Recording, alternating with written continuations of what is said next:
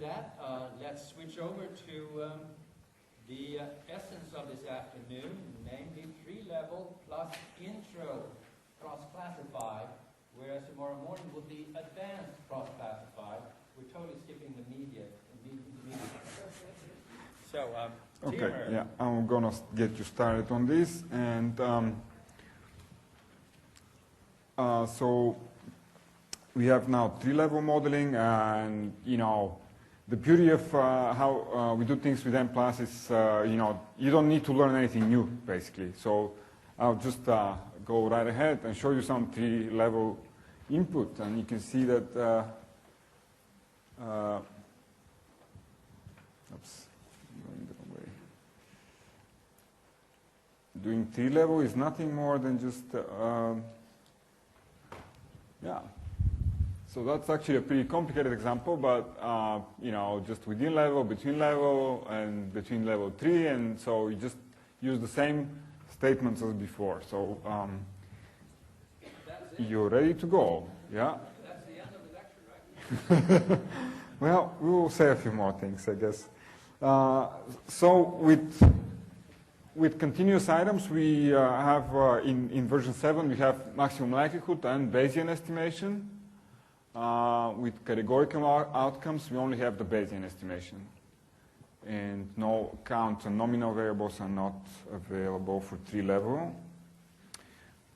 Just to get the basics of what we're doing, we again, as in two-level analysis, we basically each variable is decomposed as a within component, level 2 component, and level 3 component.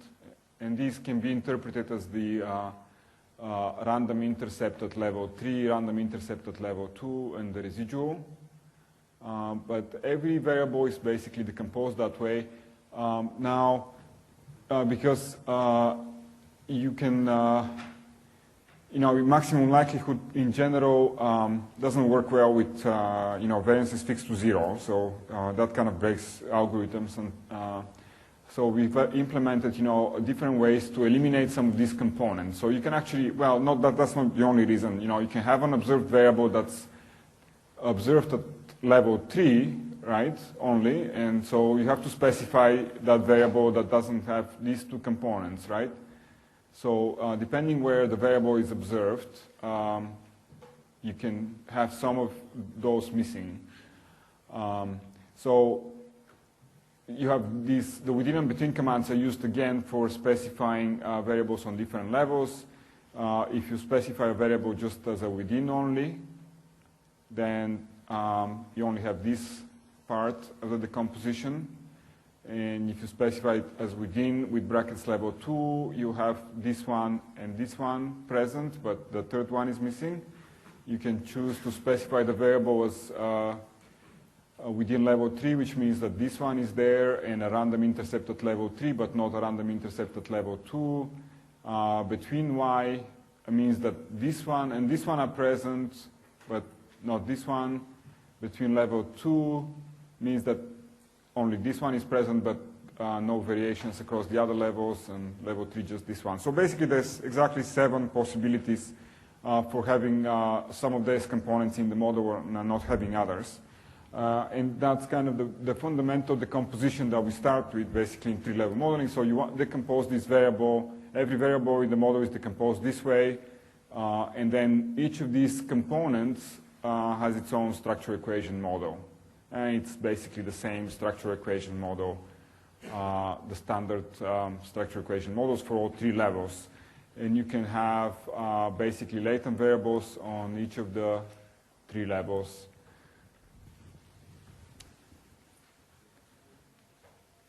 And the basic condition here is that these are basically they're all fixed parameters, but some of them can be random.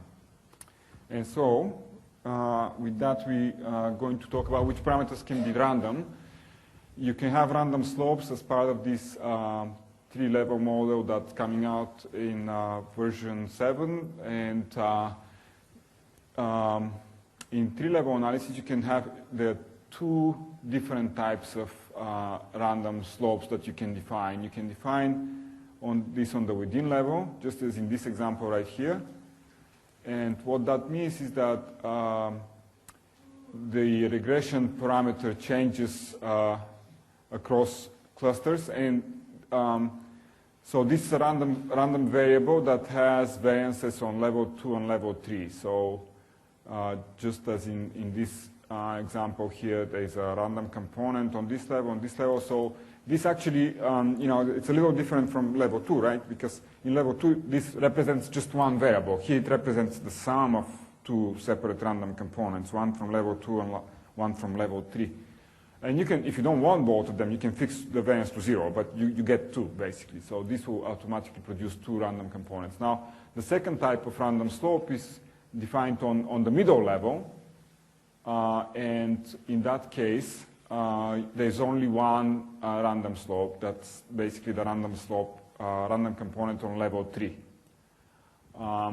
There's certain restrictions in using maximum likelihood. Actually, that's also with the Bayes estimator. So actually, in level 3, these variables have to be observed. We can't, currently in version 7, we don't allow these to be latent variables. So they have to be observed quantities. And of course, in this case, it's going to have to be a variable that's observed on level 2. And in this case, it's going to be a variable that's observed on level 1. And it has to be specified as a within level variable. Now, I have let me see. I think I'll just say a few more words before I hand over the mic to Bengt. But so basically, there's a certain concepts here that there may be a little more advanced, like centering, for example. So because this covariate, you don't want to have any. In principle, you don't want to have.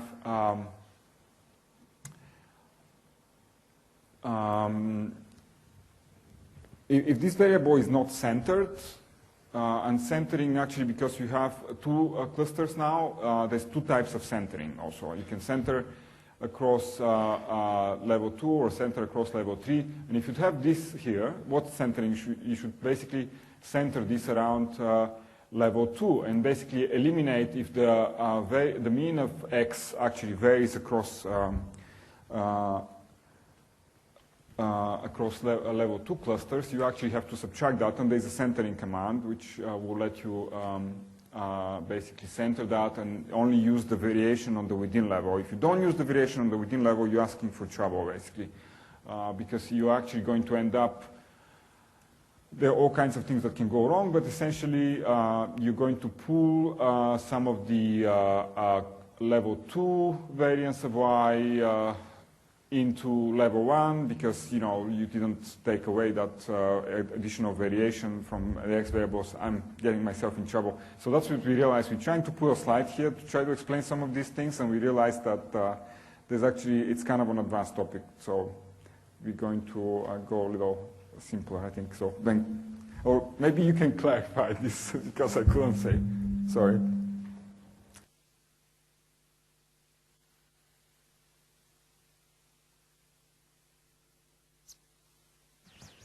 So, can you hear me? So it sounds like even Tihomir thinks there are certain topics that are advanced, which is nice to hear. And no, Tihomir, I'm not going to fall into that trap. Let's see where we are. I'm going to try to take things down to basics a little bit. So now starts the easy part. Now you can take a deep breather and know that you're going to have smooth sailing through the afternoon. And you'll be ready to analyze three-level data like nothing. Nothing difficult is introduced at all. So, but let's look at some formulas first, some Greek and some subscripts. That's what you need on a Tuesday afternoon at the end of August. Level 1, we have a regression of y on x. And we just noticed that we have a bunch of subscripts.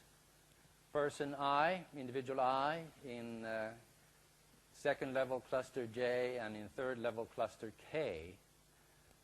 That person has an intercept and a slope, but the intercept and the slopes are not constant, the regular parameters, but they actually are random variables, random parameters, random effects as we call them. and they become dependent variables on level 2, the intercept and the slope. And on level 2, they are regressed on a level 2 covariate, W. You may peek on the right-hand side because the story is a little bit related to what you have on the right-hand side, but W here. Note, however, that those intercepts and slopes also have a subscript K, both in level 2B and level 2A. So you have subscript K here. So these intercepts and slopes vary across the highest level clusters, which brings us to level 3, where they become dependent variables. 1, 2, 3, 4 of them, maximally, become dependent variables, and they have a linear regression on yet another covariate, Z, which is the highest level covariate. You can think students, classrooms, schools, if you want to. And in this case, the intercepts and the slopes are fixed. They are regular parameters, like in regular regression. So it's very much like a regular regression, with the only exception that the dependent variable is latent, because it is a random intercept, random slope. It's a random effect, as we say, more generally speaking. It's a latent dependent variable, but the latent dependent variable ultimately has impact on something observed. So it's not absurd to think that you can identify these kappa parameters. So beta, gamma, kappa is what we're talking about here. And out here are the residuals, where you may assume multivariate normality for them. So it's not too complicated. You just walk through that systematically. And we can take a look at this specific example fresh out of the User's Guide version 7, 9.20. I forget what it ended before. It was probably 9.19. No, 9.18 I think was the last one. So on your left screen, you have the model for that User's Guide example, and on the right screen, you have the Mplus input. So we're looking at the first level 1 here, which we call within, and between 2 is level 2, and between 3 is level 3. And we're going to continue to have the notation that we have in the User's Guide for two-level analysis. That is, in the regression of y on x, we have a slope, and we have an intercept. And when we have, so there sits the intercept, that little black dot, filled, I call it the filled circle, this little black dot, saying that that intercept and that slope are actually random effects that vary on a higher or several higher levels. So S1, y, this intercept and this slope become open circles, namely latent variables on the next level. Y is the intercept and S1 is the slope. So they become the dependent variables, and you can go back to the formulas on the previous page and match these this notation on this slide with the notation on the previous formula slide. So you have 3 pages. We should have a screen on the left there. Done, done, done. That's how it goes. Anyway, on level 2, you have these latent random effects dependent variables regressed on the level 2 covariate W. There also, I should say, is a random intercept and a random slope. And those filled circles, 4 of them, become open circles, namely latent variables, on the highest level 3, where they are regressed on the level 3 covariate, Z, and they have residual covariances freely covarying out here. That's one example of a regression. And we're going to take a real-life example, well, as real as it gets.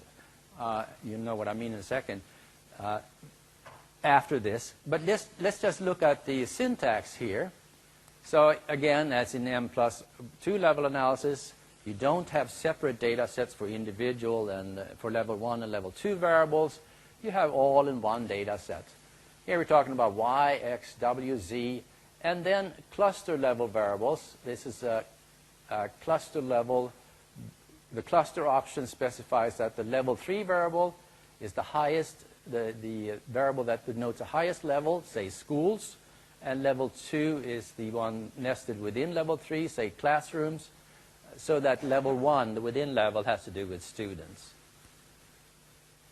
And we say that x is a within variable, and we say that w is a level 2 between variable. It only varies across level 2 units, and z only varies across level 3 units.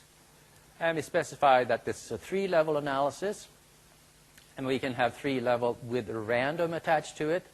Random meaning that we have some random slope somewhere. We have a bar statement somewhere.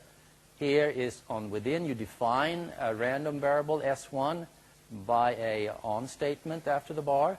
So that then defines the filled circle top left. And on the between or on level 2, that S1 becomes a dependent variable here in the regression on W.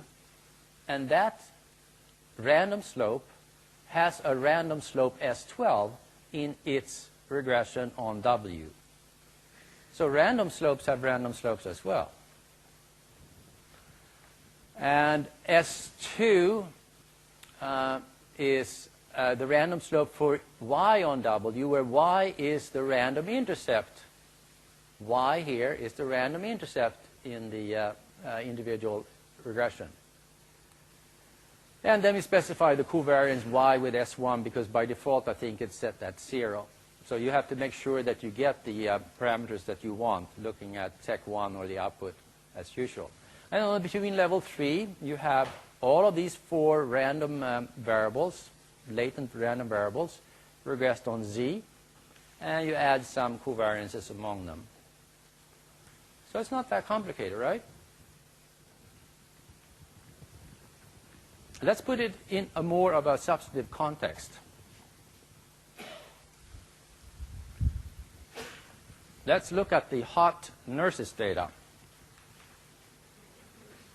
It's the data that's hot.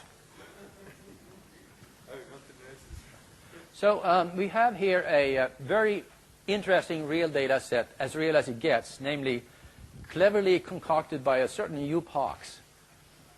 And here's a shameless plug for his excellent multi-level analysis book, and I expect the usual kickback. And it's a study of stress in hospitals. Where on earth you got that from, I don't know. But it's reports from nurses working in wards nested within hospitals. And we have in each of 25 hospitals 4 wards selected and randomly assigned to experimental or control conditions.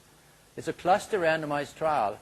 And I really laud you for choosing a randomized trial here. I know that's difficult to conduct, and the fact that you were able to work that through is great. 10 nurses from each ward are given a test that measures job-related stress, and their covariates are nurses' age, experience, gender, type of ward, hospital size.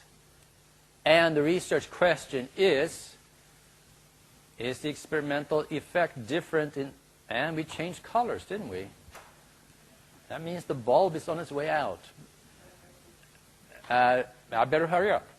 Research question is the experimental effect different in different hospitals? And that substantive question translates into the statistical model of allowing a random slope varying on level 3. So let's look here.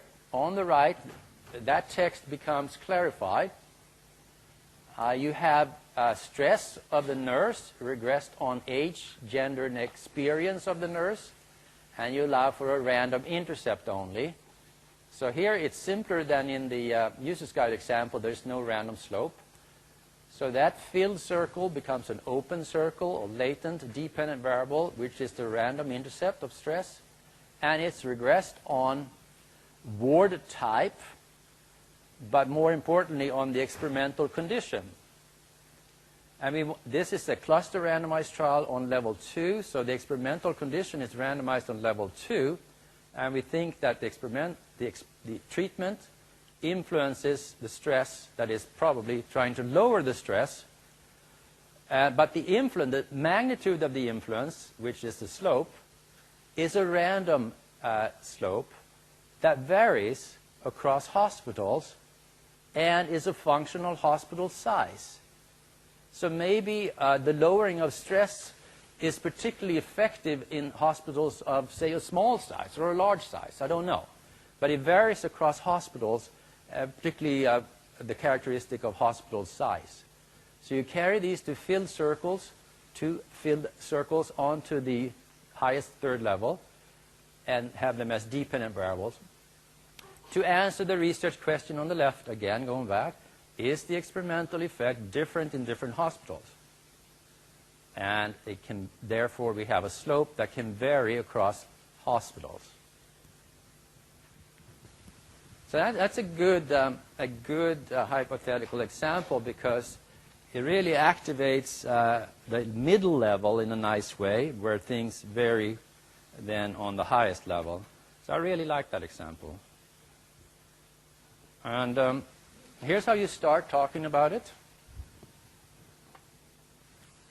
You have cluster variables, hospital and ward ID, and the convention in Mplus is that when you have two clusters, it's the first one that's considered the highest level, second one that is nested within the first. And those two variables, again, sit in the names list up here somewhere. There. No, where are they? Hospital and ward, up there at the top. And you have these data, and you can play with them at the end of the day. And on the within level, we have the age, gender, and experience variables that sit top right there. And the between variables for hospital variation is hospital size. And for ward ID variation is the experimental condition, the ward type, sitting in the middle there. And we're going to use these variables in the analysis. Now we're going to do a grand mean centering, and we're actually going to do grand mean centering especially for hospital size, by which we mean we just subtract the mean of hospital size. So the average of this hospital size variable is 0. That's all that means. It's nothing fancy, but you will find that that helps the interpretation quite nicely. Actually, it would be interesting to hear how you teach on this example, Joop. Here's my take on what you did. So 3-level random is what we say, estimator MLR. And as you see on the third screen, we have to go forward here, and we go back here.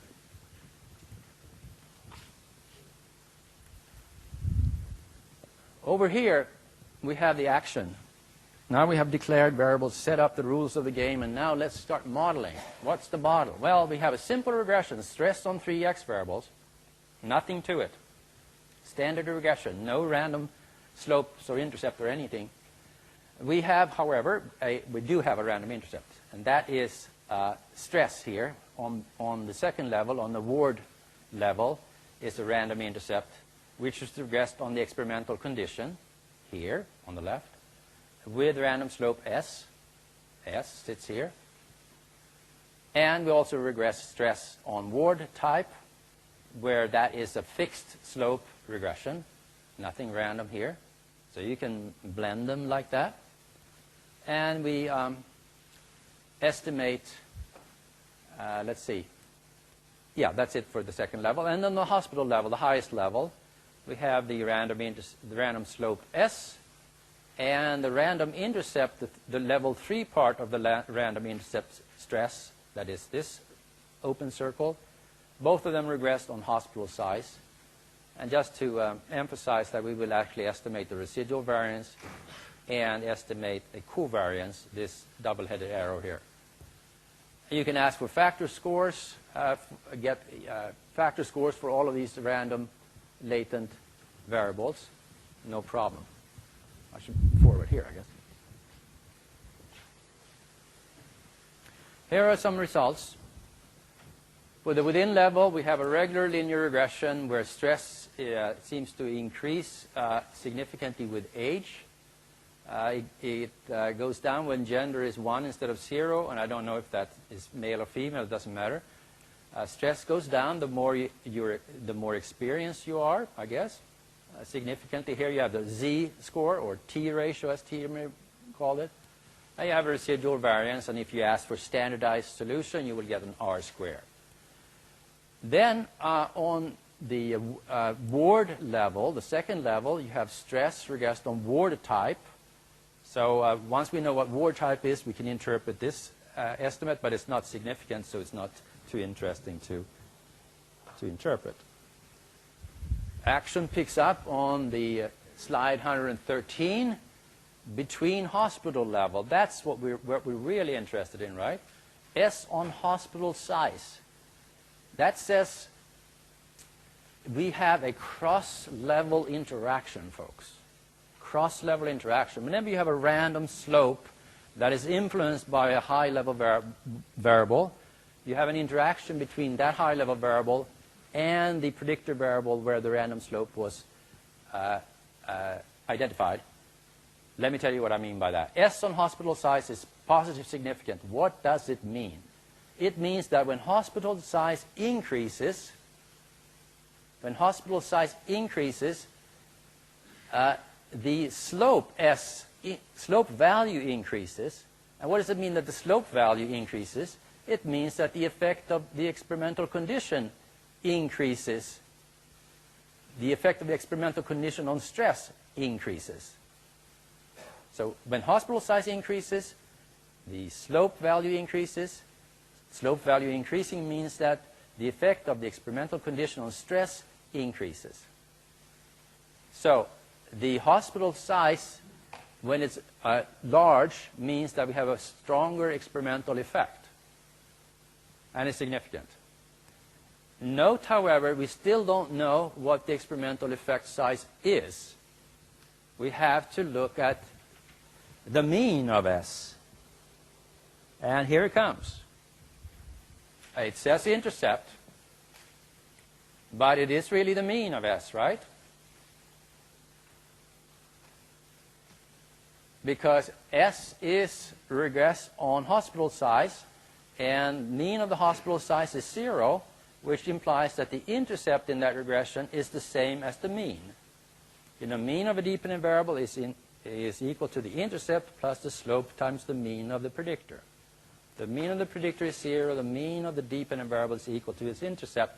So here sits the real experimental effect, significant, negative, so that the experimental condition lowers the stress value here. But that's moderated by hospital size, so that when the hospital size increases, the value of S increases. Now, it was negative, so when hospital size increases, it gets a positive addition to its negative value. So it can actually turn into a less negative effect on stress, that a less beneficial effect in terms of reducing the effect of the effect size of the intervention. So it looks like that when the hospital size is large, you would have less of a lowering effect on the nurse's stress. I don't know if I did that right, Joop. Did I? He's nodding. Thank God. Yeah. So it's a cross-level interaction between hospital size and experimental condition. I'm saying that you should think this way, that the value of S increases. It goes up with hospital size. But what does it go up from? You have to know what the mean is. So you have to evaluate this in terms of the different values of hospital size. But anyway, what I'm saying here is just standard multi-level stuff. You can read about it in Rodenbush and Breik. You can read about it in Hox's book and in other books. But I'm just trying to give you a flavor of the possibility that you can capture three-level data structures quite easily. And we know, for instance, in the bullying research here that we talked about earlier, Don Aveo's research, they do have these kinds of three-level data with interventions. I don't know, do you have cluster randomized intervention? Are the interventions on, actually the interventions are on the school level, right?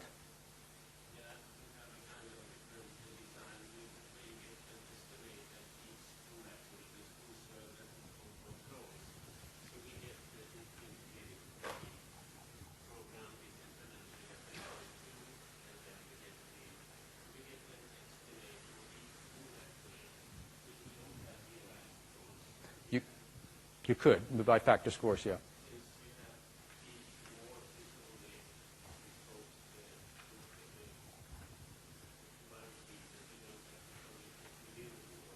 Right.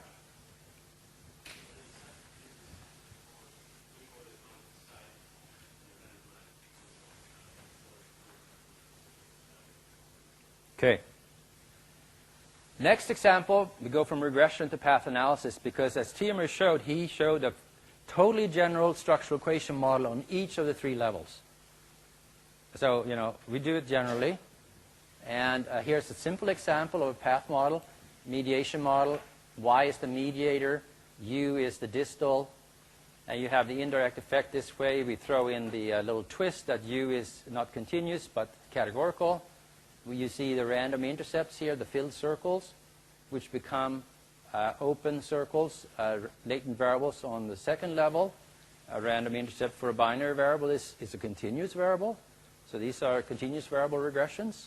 And we throw in a new variable that's only measured on level 2, y2, to spice it up. And you can have any model here. It doesn't have to be the same as on level 1. And on level 3, these 2 random intercepts for u and y are level 3 variations in these random intercept. And we throw in an extra. And so is y2. It's a level 3 random intercept for y2. And we throw in an extra level 3 observed variable y3 just to illustrate the flexibility. That's User's Guide, new example 21. And you specify it quite similar to before on within and on between. And it's nothing new, really. I mean, you read it straight off here, right? The on statements and the with statements that you're very familiar with.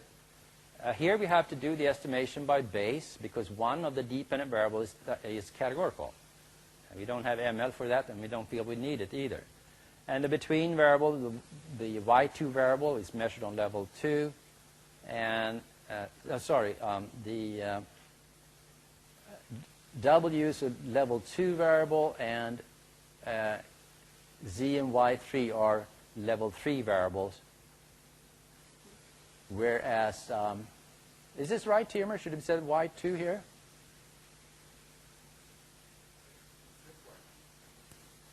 Yeah. Well, yeah, it says y2. y2 happens on level 2. Well, you know what? It'll be all clarified in the User's Guide. Yeah, I think we actually split the between-level statements so that we get, one kind of between-level variable at a time. So Yeah, okay, we have to clarify that. That'll be clear in the User's Guide what that means.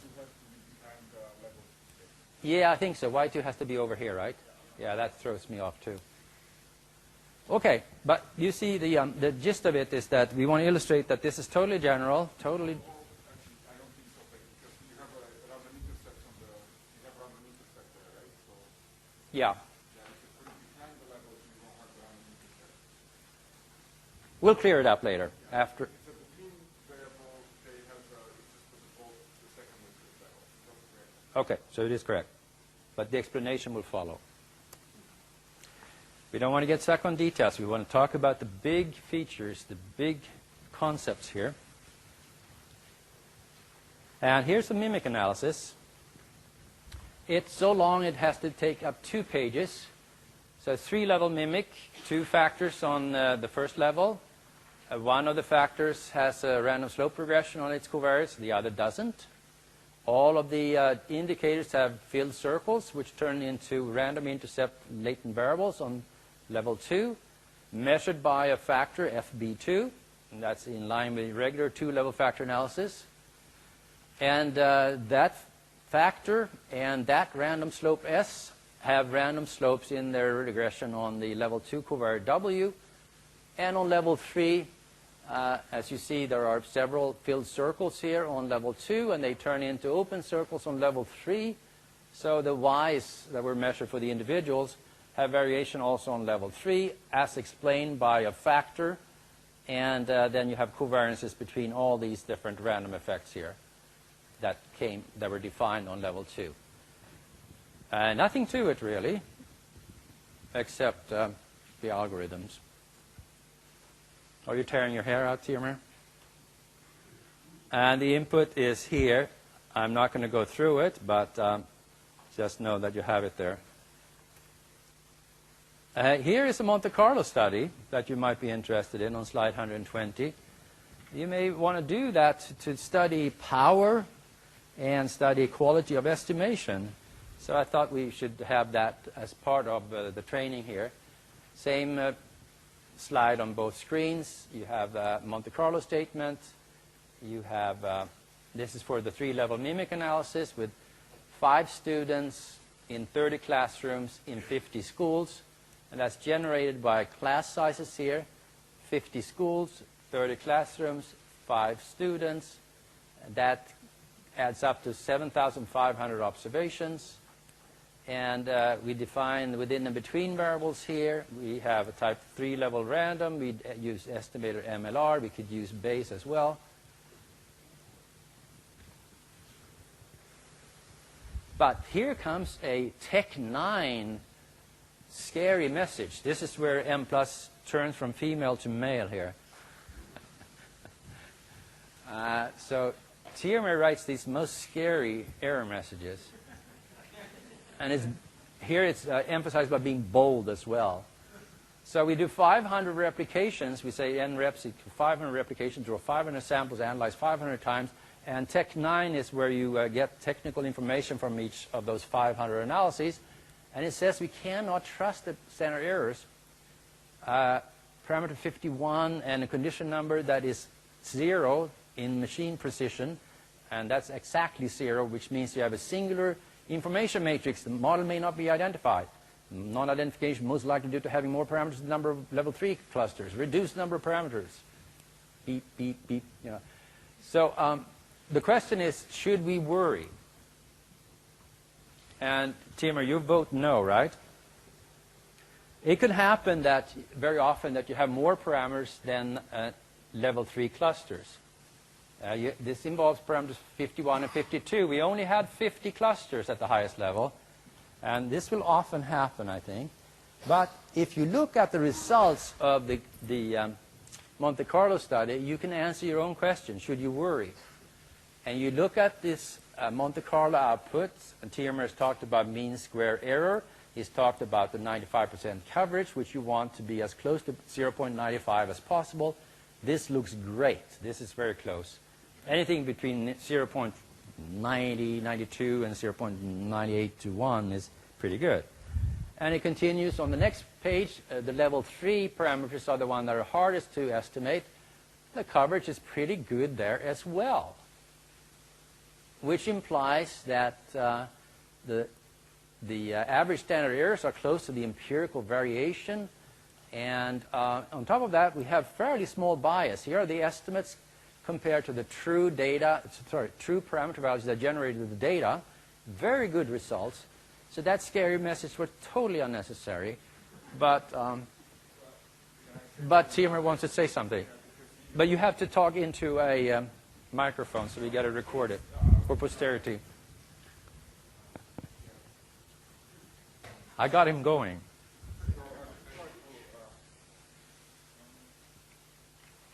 You will get help here.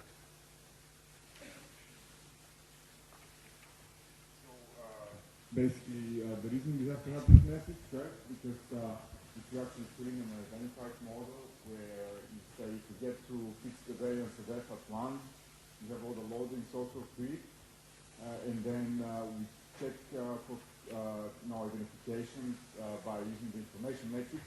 You're going to see, numerically, you're going to see exactly the same thing. So from numerical perspective, we cannot tell if the problem is due to, you really specifying a non-identified model, or is it due to the fact that there are fewer clusters? So we're just throwing in a warning message, and it's up to you at that point to either find more data or check your model. But what happens to replication 499 and 500? No. This message shows up for all replications. 500. So it did 500 times. I just couldn't fit it on the slides. So, but if you do a Monte Carlo study and get these results, then you can be pretty sure that the model is identified, right? Right. Yeah. I mean, the model like that, you already know it's identified. So you can, if you know your model is identified, you know it. Yeah. Right? But not everybody knows that about any model. But we have a check that's conservative, and most often than not does it give a false positive. You know about false positives. They're pesky. But it is what we call an MLF check. It's the first-order derivative product matrix, which is one of many estimators of the so-called Fisher information matrix. And it is the estimator that's most sensitive to non-identification. So we feel we should throw it in. But boy, does it cause a lot of customer questions, particularly when you have binary X variables that are brought into the model by mentioning their variances or means or thresholds. But that's another story. We can also do three-level growth analysis. Three-level growth analysis in Mplus is really called four-level analysis in other multi-level programs. Because Mplus takes the wide approach to growth, as you would know when you study topics 3 and 4 on our website. We take the wide approach, so the clustering of repeated measures within individuals is not counted. That extra level is not counted. So the first level is the individual, second level is the classroom, third level, here the second level is repeated, the third level is the school. So once again, starting from the highest, school, classroom, student. And we take a wide approach to growth modeling, so the repeated measures within students is not counted as a fourth level.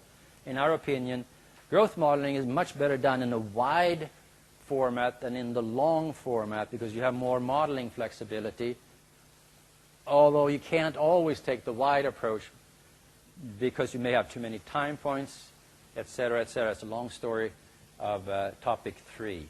But in any case, you see these random intercepts here for the growth with growth factors IW and SW, intercept and slope growth factors, and a time invariant covariate. And the random intercepts are observed variables here, are continuous latent variables here, which have random intercepts, which are dependent variables here. And it's the same growth model that holds for all of the levels. The means of the growth factor gets estimated on the highest level by the convention of multi-level modeling. But you have variation. So you have a certain mean structure governed by the growth model, and a certain covariance structure on level 3, level 2, and level 1. Actually, a unique feature of Mplus are these little arrows sitting up here. The level 2 time-specific residuals. I don't think they exist in other programs. I zeroed them out on the highest level, but they could be estimated here as well. But typically, they are so small. They get smaller and smaller the higher you go, because of these ecological correlations getting higher in aggregated data once again. So they can just as well be fixed to 0. Here is the growth model input. You have the growth model here with a bar statement approach that you're familiar with if you used Mplus for each of the 3 levels.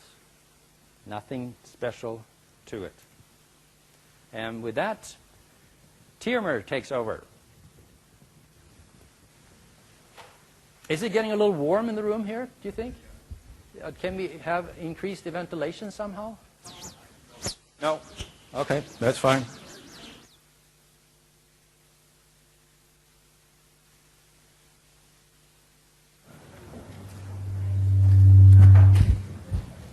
Okay.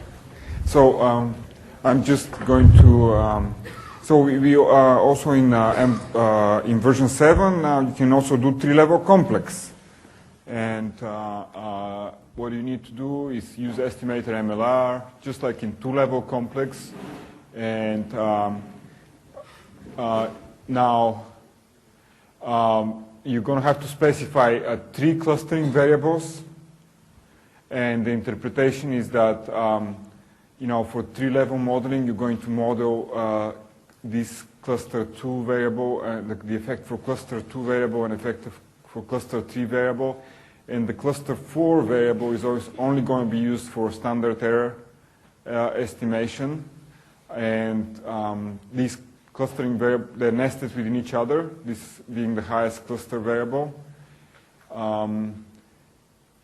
Cluster 4 basically provides information about the cluster sampling of level 3 units.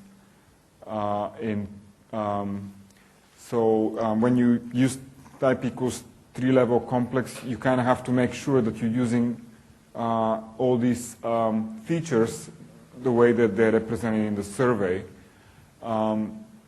Cluster 4 is only going to affect the standard errors, and basically it's going to adjust them upwards to account for the non-independence of the level 3 units. So, and you can also have some certification. So that's, if you count how many levels we have here, there's already 5 levels. Certification has to be nested above cluster 4.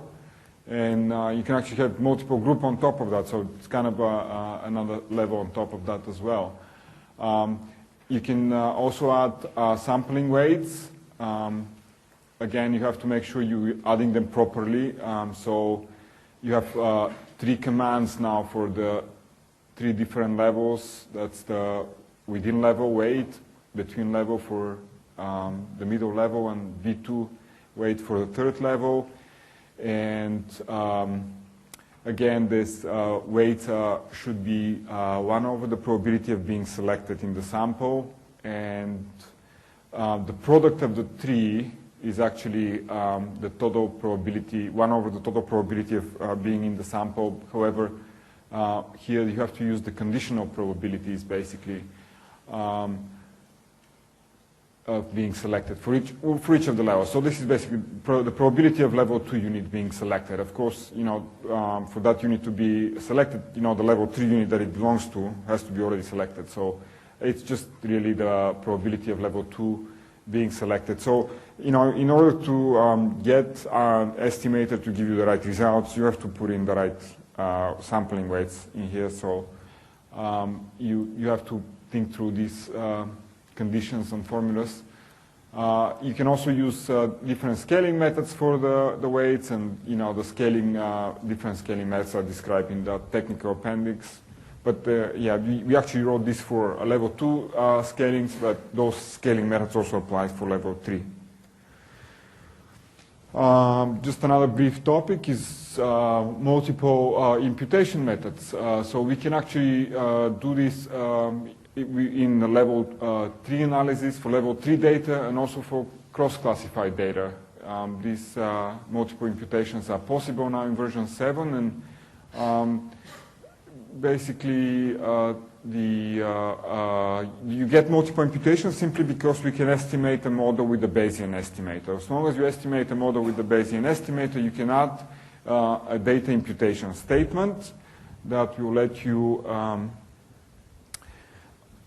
impute missing data. And I'll just bring as an example here. And here's the imputation example. So you have a 3-level model, estimator equals base. That's what you need to actually get multiple imputation. You need to specify a data imputation statement. This is basically the number of imputed data sets, and how to name the 10 files. You basically get 10 different files here, and you specify which variables to be imputed. You don't have to impute all the variables if you choose not to. And then here is what's the point. The one thing I need to note is that for 2-level and for single-level imputation, we have 2 different ways of doing the imputations. You can do it through an unrestricted model. You can just say type equals basic, basically. There's a type equals basic, and add data imputation command, and not have a model. So that's what we call the H1 imputation, and we actually construct the model for you. It's a completely unrestricted model, basically, that we estimate under the scenes. But this is what we call H0 imputation. And the H0 imputation, you have to actually specify a model. You can choose to specify an unrestricted model, but in 3-level imputations, most likely you won't have that many level 3 clusters, and that means that you probably will have to be aiming for some kind of a more restricted model to impute the data. And this is basically one simple way to introduce correlated variables, basically just a 1-factor analysis on the within level, and on 1 factor on the between level, and 1 factor on the third level. So that is a reasonable way of imputing 3-level data. Yeah. Could the explanation model include random slopes? Yes. Great. Yeah. Even latent class analysis. I think competitor latent gold had a plan to do imputations with latent class analysis. I don't think they have implemented it yet, but we had that even in version 6, and now with for 3-level models you can have in this model you can have random slopes as well. I think there has been like some research on that. I remember hearing research topics on imputing with random slopes. Yeah. Okay, and you can also have continuous and categorical data in this imputation. So that's neat as well. And let's see, where are we? And with that, I think we're going to move to another topic: cross-classified analysis, which basically, again in Mplus style. I'll just show you a simple example. You don't need to learn anything because this is the same stuff. You just change, instead of level 2 and level 3 here, you say, clustering level 1 and clustering level 2. So I'll just hop on to one of the input files. So see, it's exactly the same stuff, except, you change the labels of the different levels. But so just, as part of version 7, we now do structure equation models, we do regression analysis for cross-classified data, path analysis. Random item is these specialized models for generalizability theory, where items are now considered random samples from a bank of items. So they have these special models that we also do, and basically the observations are nested within items and within individuals. So these are the generalizability theory models.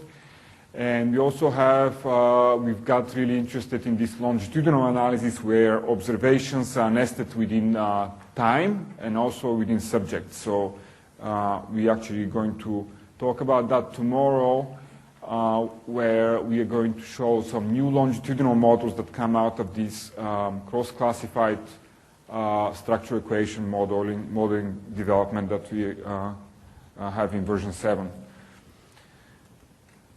Just a simple introduction to cross-classified data.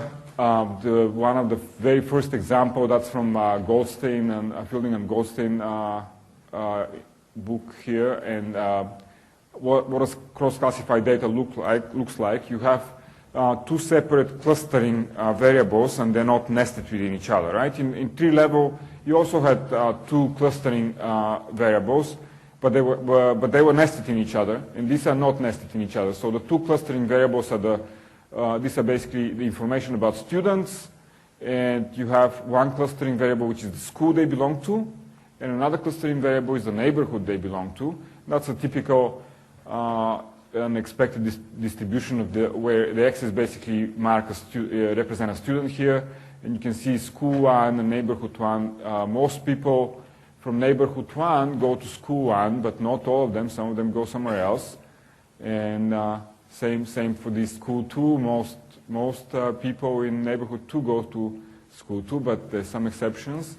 And so if you want to account for, in your analysis, if you want to account for the contribution of the neighborhood, which is a kind of a variable that essentially is, most people in the same neighborhood are the same socioeconomic class, so that's, if you want to account for the effect of this clustering variable and this clustering variable, then you have to do cross-classified analysis. Because there's going to be a random effect that's going to come from the school, and there's going to be a random effect that comes from the neighborhood.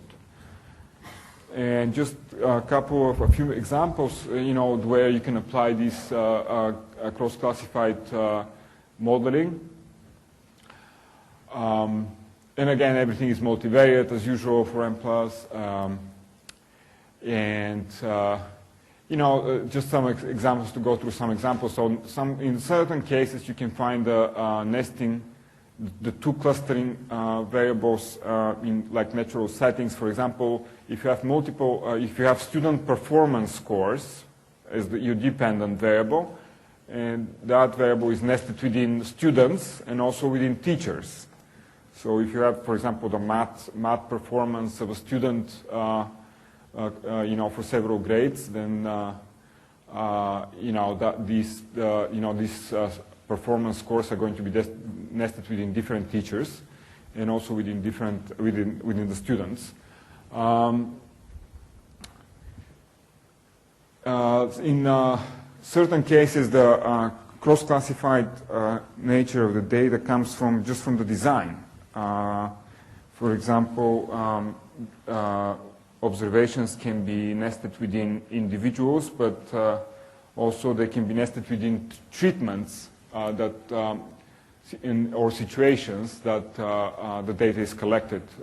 We'll talk about an example tomorrow of that. For example, in complex sampling, observations can be nested within sampling units and then some other clustering variable. For example, if you're collecting information about salaries, you sample your units according to geographical regions, but also the observations are nested within profession. So you can have different effects from these two nestings. And again, I already mentioned generalizability theory, where the actual items are considered to be, they might be computer generated or they might be coming from a larger population of items, and those are modeled as random samples as well.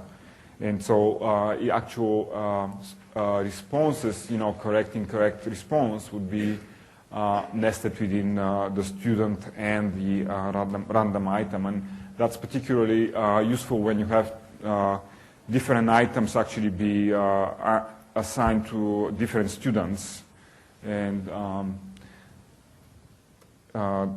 your data might not be balanced.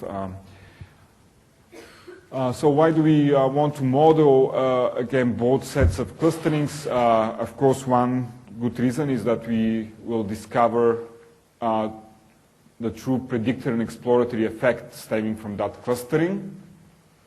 And also, if you ignore any kind of clustering, basically you end up with incorrect standard errors that we know very well. There's some possibilities in general to model with fixed effects, but that will generally lead to too many parameters and less parsimonious model. So in general, modeling with random effects is more efficient and more accurate. And I think, Bengt, your break is over. So.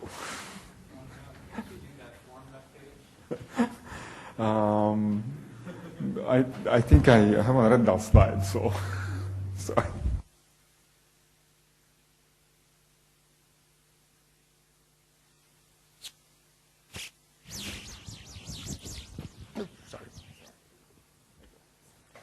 Yeah, so Tihomir thought this slide looked too scary, so let's not look at it.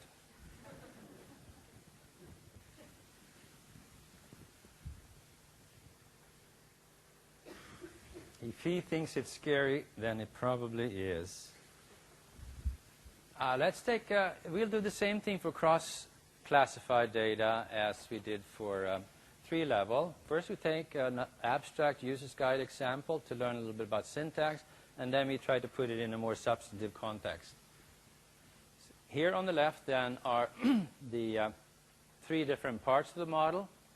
We have the student nested within neighborhood, say, and nested within school as well, but schools and neighborhoods are not nested within each other. So this level is not nested within that level, but these 2 levels are both level 2 clusters for the subjects. That's what we call level 2A and level 2B to be pedagogical. So you don't think it's 3-level.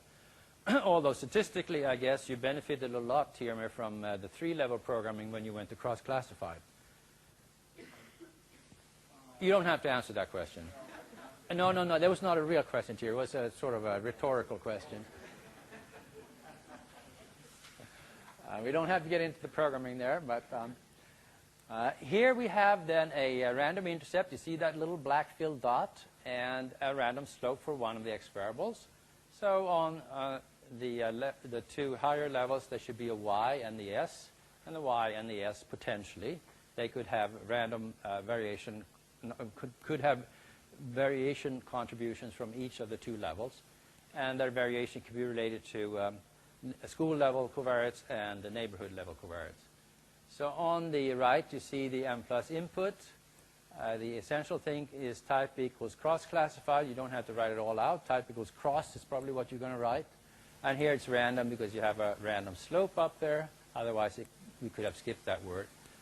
We can only use base. ML has not been developed for this. We didn't feel it was necessary. And the model is easily read. We tried to keep it simple. In Linda's language, y on x1, that's a fixed slope, and y on x2 is a random slope s, which then the random intercept part of y is a variable on level 2a, and on level 2b, likewise for s, exists on level 2a and level 2b. Very simple, right? So you could do it this afternoon. By the way, which reminds me, one thing I was going to say about 3-level and the nurses data. You have a cross-level interaction there between a level 3 and a level 2 covariate. You should be able to plot that, I believe, with a loop option for plotting cross-level interactions. I don't think that's excluded from 3-level usage. I think you could do it in model constraint, specify the cross-level interaction and plot it. You know, we talked about hospital size and we talked about the effect of the treatment, experimental condition on stress, and it sort of begged for a plot. There's some kind of effect that's probably negative in some part of the moderator hospital size and slightly positive in the other. I don't know if it goes like this or like that. And you get these confidence intervals around it. That might be an example to play with. But we are going to take a real data set again, as real as they get, as we say. People don't want to give us their data, so we have to play around with artificial stuff. But that can be just as fun as real. It's from Hock's book. Did I mention that's a very good book, second edition, available in your local bookstore? It's the pup cross data, pup meaning pupil, as we say here in Europe. 1,000 pupils attending 100 different primary schools, going on to 30 secondary schools. Outcome is achievement measured in secondary schools, so continuous, dependent variable. X, the level 1 covariate, is gender, and the pupil SES. And W for 2A is a covariate where it's the primary school denomination, public or denominational. So it's public versus Catholic, I guess, perhaps. And same thing for the secondary school denomination, the level 2B covariate. Here is what Hox's pup cross data looked like in Mplus style diagramming. You have achievement as the observed continuous dependent variable rest on the sex and the SES of the student. And you have a random intercept and a random slope for PUP-SES. And those two random effects become latent variables on the primary school level and on the secondary school level, regressed on these two binary covariates for the two different school levels. So I should have that here and have the input on the next slide. And we're almost done, folks, and you've been very patient and good.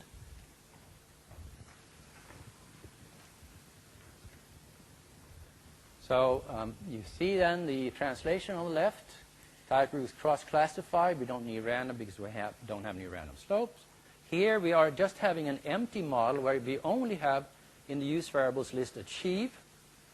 And we only estimate the variance components. So it's not the model on the right. We have no covariates. But we actually estimate the variance contribution for each level to see what the percentages are of the variance coming from these different levels, which will give us interclass correlation information, if you want to summarize it that way. Now, here's what the output looks like. You get cluster information, the different cluster sizes for the two level 2 levels. You get the estimates here. And you have a new model, and you can actually scroll through these models yourself.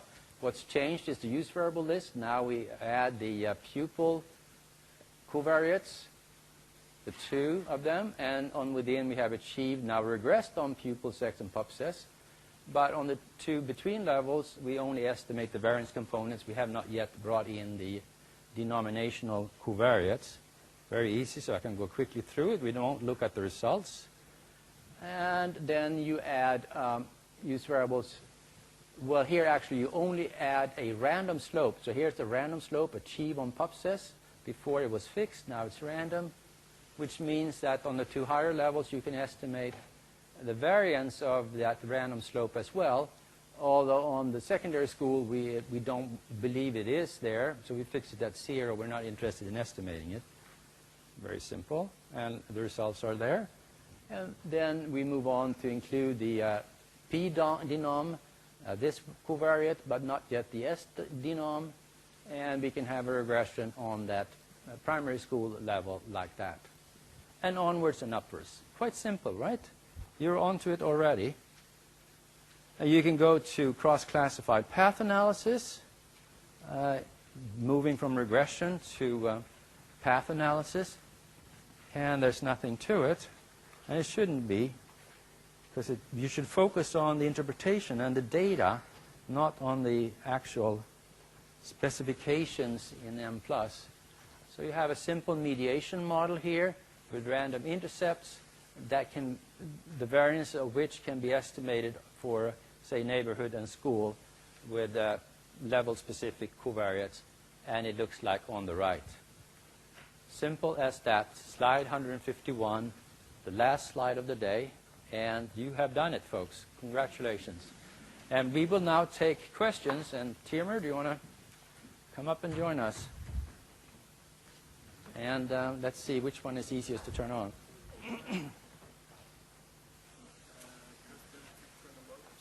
Yeah, okay. I'll take that one. This is not on.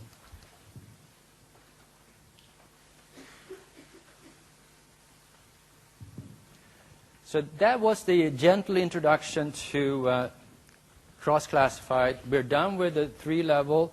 We won't touch it tomorrow, but tomorrow we'll explore some exciting possibilities of cross-classified, as Tihomir has alluded to, not least of which is growth modeling using a cross-classified approach where the two levels are person and time. So we have a first question.